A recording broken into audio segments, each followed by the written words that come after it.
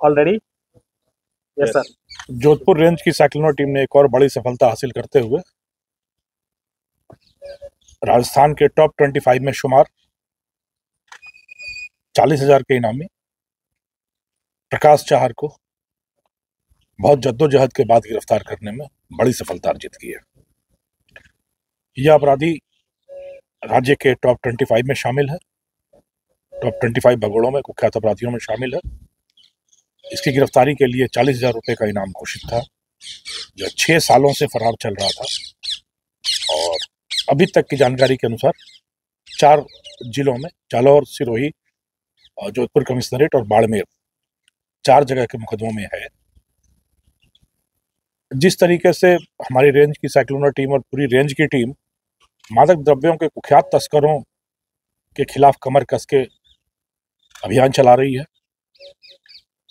विशेष रूप से इसके जो सूत्रधार हैं, जो किंगपिन्स हैं, जो सरगना हैं, जो मेन आपूर्तिकर्ता हैं, उन पर हम लोगों ने ध्यान केंद्रित कर रखा है और करीब करीब 40 इस तरह के किंगपिन अब तक पकड़े गए हैं, जिसमें से ये एक बहुत बड़ा कैच है। प्रकाश चाहर पिछले करीब 11-12 वर्षों से इस व्यापार में है। बहुत ही रोचक इसकी जीवन कथा है। लकड़ी का काम करने के रूप में इसने अपना व्यापार शुरू किया उदयपुर में अपने किसी रिश्तेदार के साथ। फिर वहां से मार्बल का काम शुरू किया और काम की थकान मिटाने के लिए इसने अफीम और डोडा चूरा लेना शुरू किया और उसी और अफीम और डोडा चूरा से फिर इसने अपने जीवन की गरीबी दूर करने का बीड़ा उठा लिया। लंबे समय से जो मादक द्रव्यों का एक नेटवर्क चलता है चित्तौड़, मंदसौर के इलाके से मारवाड़ की तरफ सप्लाई करने का, की आपूर्ति का, यह धीरे धीरे उसका सरगना बन बैठा। इस ऑपरेशन का नाम ऑपरेशन तमस रखा गया क्योंकि नशे के जहर के माध्यम से लोगों के जीवन में स्याह अंधेरा फैलाने का अभियान शुरू किया और विडंबना देखिए कि नाम स्वयं प्रकाश था। खुद का नाम प्रकाश और समाज के जीवन में अंधेरा फैलाने का काम, तो इसलिए इसका नाम ऑपरेशन तमस रखा गया था। इसके काम करने का जो तरीका था, इसने अपने आप को निम्बाहेड़ा के एक छोटे से कस्बे में स्थापित कर रखा था। वहीं से अफीम और डोडा चूरा जमा करना और अपने गुर्गों के माध्यम से मारवाड़ में आपूर्ति करना, यह इसका खेल चलता रहा काफी लंबे समय तक। जब हम लोगों ने सरगनाओं पर शिकंजा कसना शुरू किया तो इसके बारे में जानकारी मिली।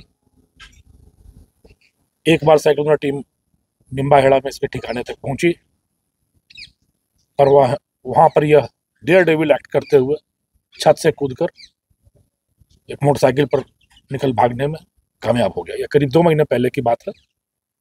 ये निकलकर भागने में कामयाब हो गया और उसके बाद इसने अपना डेरा बॉम्बे में जमाया। वैसे तो मुझे ज्यादा बताना नहीं चाहिए, बट मैं फिर भी बता रहा हूं कि इसका जो साला है उसको हमने अपने कब्जे में लिया। साले के माध्यम से पता चला कि यह बॉम्बे में रह रहा है, मुंबई में, और मुंबई से ही यह बीच बीच में फोन करता रहता है। जब हमने उस सूत्र सूचना पर काम करना शुरू किया तो इसके शातिरपने की इम्तिहा यह थी कि यह वहां पर ट्रेन में चढ़ता था, लोकल ट्रेन में, और किसी भी आदमी से उसका फोन लेके कि भाई साहब एक फोन करना है, अपने 2-3 कॉन्टैक्ट्स को फोन करता था और फिर ट्रेन से वापस लौट आता था। तो कोई ठिकाना मिल नहीं सकता था कि कहाँ रहता है, कैसे रहता है। पर जब हमने देखा कि कैसे ट्रेन पे चढ़ता है और कब आखिरी कॉल होता है और कब निकलता है, तो एक पैटर्न पुलिस के पास आया कि यह वहाँ के भाईंदर इलाके में कहीं ना कहीं रह रहा हो सकता है।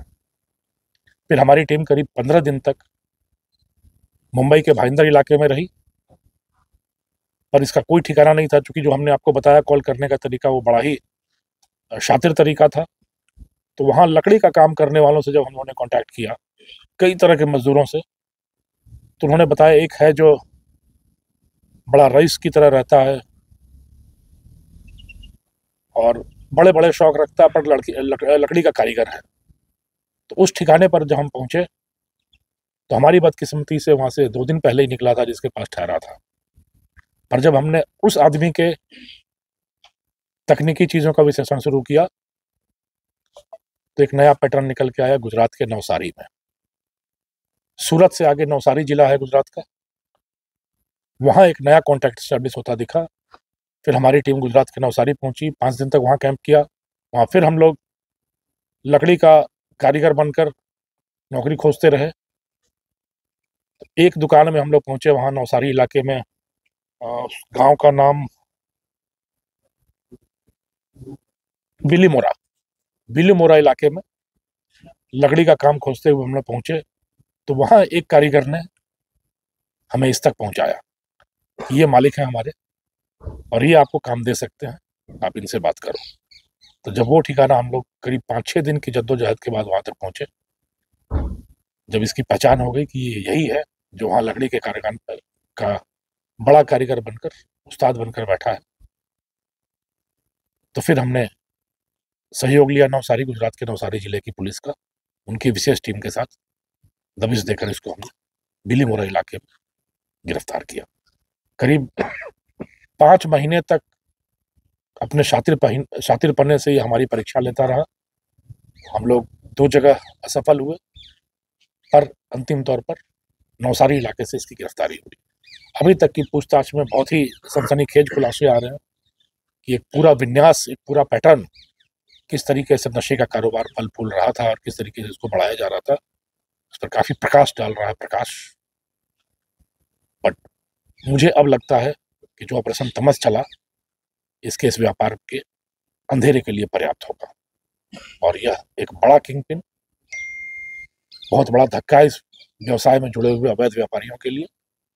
और मैं उम्मीद करता हूं कि इसके साथ ही हम लोग एक बड़े नेटवर्क का पटाक्षेप करने में और नशे के कारोबार पे सख्त शिकंजा कस सकने में सक्षम हों। तो सर, क्या महाराष्ट्र, गुजरात और राजस्थान 3 राज्यों में इसका नेक्सस फैला हुआ था? नेक्सस जो मेन व्यापार था वो तो मारवाड़ में ही था, बट बॉम्बे तक और गुजरात तक दिन में लकड़ी का काम और रात में नशे का व्यापार का ताना बाना बुनना। यानी दिन में आप कह लो लकड़ी का फर्नीचर बनाना और रात में लकड़ी के ताबूत बनाने की तैयारी करना, नशे के व्यापार के माध्यम से ये चल रहा है। अब तक इसको कितने मुकदमे एनडीपीएस अभी तक जो, चूंकि यह मेन सप्लायर बन के कहीं बैठा होता था, सफेद पोस्ट जो कि दूसरी तीसरी कड़ी में आते हैं। आमतौर पर क्या होता है कि इस तरह के मुकदमों में जो कैरियर्स होते हैं वो पकड़ में आते हैं और जहां सप्लाई जाती है वहां आता है। तो इस चलते इस पर मुकदमे अभी तक करीब 7-8 मुकदमों का पता चला है। अवैध हथियार रखकर उसके भी मुकदमे हैं, एनडीपीएस के भी मुकदमे हैं, 2014 के 2 मुकदमे हैं, 18 के हैं, 22, 23, 24 के मुकदमे हैं, जहां वो सेकंड कड़ी के रूप में, द्वितीय कड़ी के रूप में इसका नाम आया और उनमें मुकदमे हुए और उन्हीं मुकदमों में इस पर 40,000 का इनाम भी घोषित था। सर, 15 महीने पहले बाड़मेर के थाना क्षेत्र के बड़ाऊ गांव में भारी मात्रा में डोडा पोस्ट बरामद हुई थी, सरकारी क्या उसमें भी इसका हाथ था या क्या? सदर थाने का जो मुकदमा आप बता रहे हैं उसमें इसका नाम है और सप्लायर के रूप में मुख्य एफआईआर में ही नाम था और 2 मुकदमों को मिलाकर ही बाड़मेर के इस पर 40,000 रुपये का इनाम घोषित किया गया था। सर, पुलिस की ओर से तमाम ऐसे लोगों को क्या मैसेज है या फिर क्या चेतावनी है, क्योंकि एक के बाद एक जो है आपकी साइक्लोन टीम इस प्रकार की बड़ी कार्रवाई को अंजाम दे रही, तो कोई इससे साफ जाहिर है कि कहीं भी तस्कर या इस प्रकार के लोग छिप नहीं सकते। ये बहुत स्पष्ट एवं सख्त संदेश है कि इस नशे के व्यापार के माध्यम से यदि एक पूरी युवा पीढ़ी का भविष्य, स्वास्थ्य, सपने ध्वस्त करने का कोई भी कारोबार करेगा तो न सिर्फ पुलिस बल्कि पुलिस के साथ समाज के सारे पहरुए उठ खड़े होंगे और इनके खिलाफ अलख जगाया जाएगा, बिगुल बजाया जाएगा और इनको जब तक जमींदोज नहीं कर दिया जाएगा राजस्थान पुलिस चैन से नहीं बैठेगी। जो भी आदमी इस व्यापार के माध्यम से अपना सपना साकार और पूरे समाज का सपना स्याह करने का प्रयास करेगा, उसकी गिरेबां तक राजस्थान पुलिस के हाथ पहुंचने हैं और उसकी मंजिल जेल की सलाखें ही होनी है और उसके सारे सपने स्वाह होने हैं और समाज की प्रगति के मार्ग में, युवा वर्ग के सपनों के मार्ग में नशे के माध्यम से जो भी आदमी जहर फैलाने का काम करेगा उसको सिरे से निर्मूल कर दिया जाए। ये सब ये कहा जा सकता है कि बीते कुछ समय में जो आपने यहाँ पे कार्रवाइयाँ की है, जो तस्करी के बड़े बड़े नाम आपने पकड़े हैं, तो मारवाड़ में बाड़मेर, खासकर बाड़मेर जो बॉर्डर का इलाका है, ये नशे का बड़ा गढ़ बनता जा रहा है और युवा पीढ़ी इसके प्रलोभन में बहुत जल्दी आ रही है। क्या रेंज पुलिस को इस बात की चिंता है कि बाड़मेर में बड़ा हब बनता जा रहा है? नहीं, आपकी जो ये चिंता है वो बिल्कुल जायज है। अभी तक करीब जो हम लोगों ने किंगपिन पकड़े हैं करीब 40, जो मुख्य सरगना है नशे के व्यापार के, उसमें से ज़्यादातर की जड़ें बाड़मेर में मिली हैं। वो या तो रहने वाले बाड़मेर के हैं या उनकी आपूर्ति का मार्ग कहीं ना कहीं बाड़मेर से होकर गुजरता है। तो यह चिंतनीय है और मेरा मानना है कि इसके खिलाफ पूरे समाज को उठ खड़ा होना चाहिए, क्योंकि बाड़मेर के मुख पर यह जो धब्बा लग रहा है इस नशे के व्यापारियों के माध्यम से और कुख्याति अर्जित हो रही है, इस पर कहीं ना कहीं लगाम कसने के लिए न सिर्फ पुलिस बल्कि समाज के सारे अवयवों को सामने आना होगा। पूरा समाज उठ खड़ा हो तभी इसको निर्मूल किया जा सकेगा। पर यह आपकी चिंता बिल्कुल जायज है कि कहीं ना कहीं बड़े सरगनाओं के सूत्र के रूप में बाड़मेर कहीं ना कहीं पटल पर आ रहा है। सर, ये कह सकते हैं कि लंबे समय से जो नशे का कारोबार चल रहा था उसकी मुख्य सरगना है जो अब धीरे धीरे पुलिस की गिरफ्त में आ रहे हैं। देखिए, हम लोगों ने जो स्ट्रेटजी बनाई कि ये छोटे छोटे जो आपूर्ति करता है ये पकड़े तो जाते हैं, मीडिया में सुर्खियां भी बन जाती हैं, पर व्यापार प्रभावित नहीं होता। व्यापार तभी प्रभावित होता है जब मेन आपूर्तिकर्ता, जो मुख्य आपूर्तिकर्ता है, मुख्य सूत्रधार हैं और मुख्य वितरक हैं, उन पर प्रहार किया जाए। तभी कोई ना कोई मॉड्यूल बस्ट होता है और तब जाकर इनके मेरुदंड पर प्रहार होता है। तो इसी कवायद के चलते अब यह थोड़ा सा दुरूह कार्य है, क्योंकि बड़े सुरक्षित होते हैं, शातिर होते हैं, दूर होते हैं और रडार से बाहर होते हैं। तो इनके लिए काफ़ी शोध करना पड़ता है, इनके लिए काफ़ी कवायद करनी पड़ती है, काफ़ी जोर लगाना पड़ता है और तू डाल डाल में पात पात की उक्ति को चरितार्थ करना पड़ता है। समय भी लगता है, संयम भी चाहिए होता है, धैर्य भी चाहिए होता है। उदाहरण के तौर पर अभी जो प्रकाश की बात करें, ये पिछले 3 महीने में 2 बार हम लोग असफल हुए और 3 महीने से लगातार अभियान चलता रहा। पिछले 20 दिन से हमारी टीमें महाराष्ट्र और गुजरात में ही घूमती रही, नहीं आई। तो यह काम बड़ा श्रम साध्य है और यह श्रम साध्य या पसीना बहाना तब सार्थक हो जाता है जब यह पकड़ में आते हैं और समाज की सुरक्षा और रक्षा के हमारे एक दायित्व में एक और परचम लहराता है। तो इसलिए हम लोग यह काम करते हैं। सर, एक दिन पहले जो बॉर्डर पे घटनाक्रम हुआ उसके संबंध में सवाल था। वो सीमा सुरक्षा बल ने मेरे ध्यान में है, वो 4 पिस्टल, 8 मैगजीन और 78 कारतूस पकड़े गए। कि एक अंतराल पर होता रहता है, यहाँ पर सीमा पर कुछ ना कुछ पकड़ आती है, बट हमारे बॉर्डर के सीमा के बड़े सजग प्रहरी हैं सीमा सुरक्षा बल के लोग, और यह उनकी आंखों से नहीं बचता।